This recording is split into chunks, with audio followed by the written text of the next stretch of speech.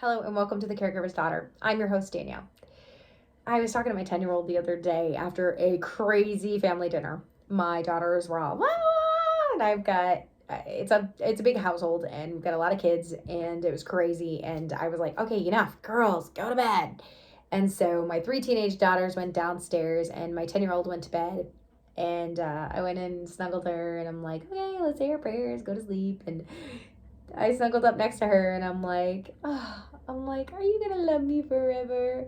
And she's like, yeah. She's like, I don't know if I'm gonna like you forever. And I was like, oh, what? She referenced how I am with the teenagers. And I was like, I'm not that bad with the teenagers. But what she sees is me expecting more from the teenagers. She knows. She's figured it out, which might mean that she needs a little more responsibility. That does come with being the youngest, I heard. I might be babying her a little bit too much. But she sees that the relationship that I have with my teenagers is different.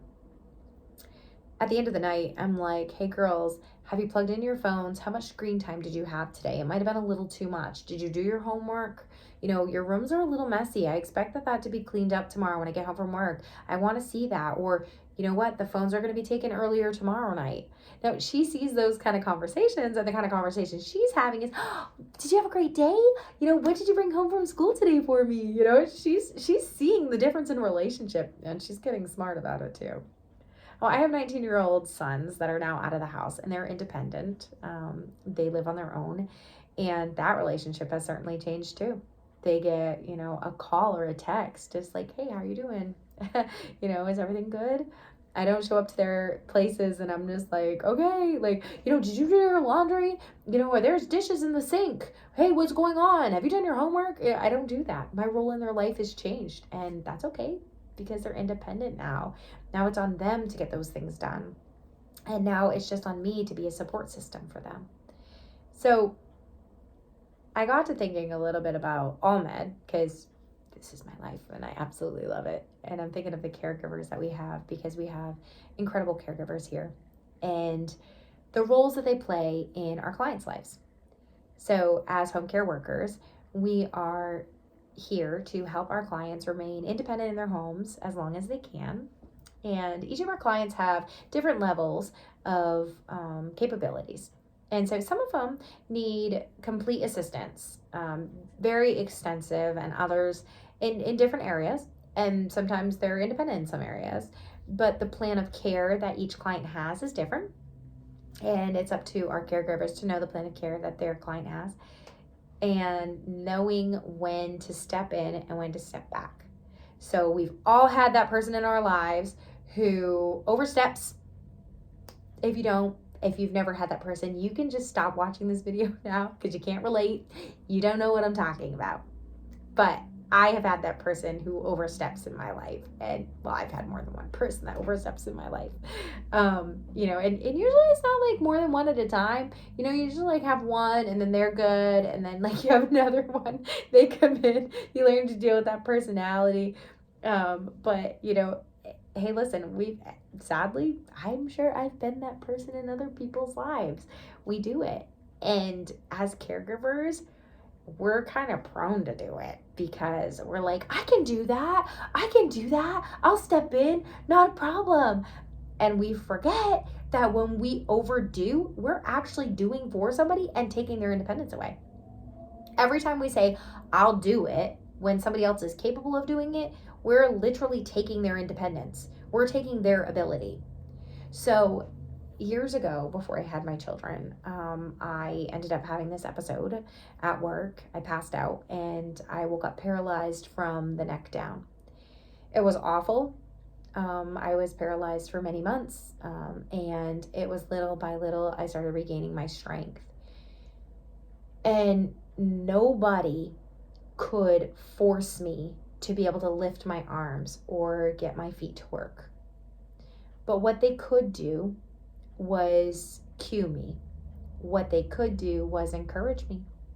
What they could do at first was lift my arms to help me regain strength. I remember the physical therapist would move my arms. And then once I started feeling, I said, I can do a little bit of that. And then I started doing it, and then I got stronger. And next thing you know, I could start feeding myself.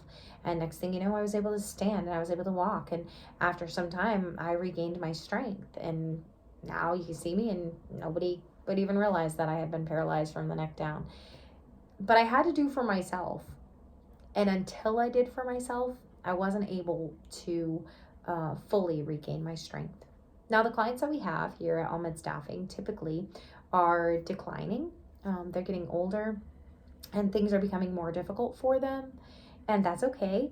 We're here to assist and to help them in whatever way we can.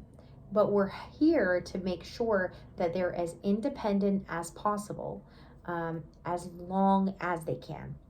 And so if the person who was helping me, say the physical therapist, saw me when they did, and they're like, hey, she's a lost cause, she can't move anything, she can't do anything, and they just gave up on me, I would still be paralyzed today. There was nothing if nobody ever tried and attempted anything with me.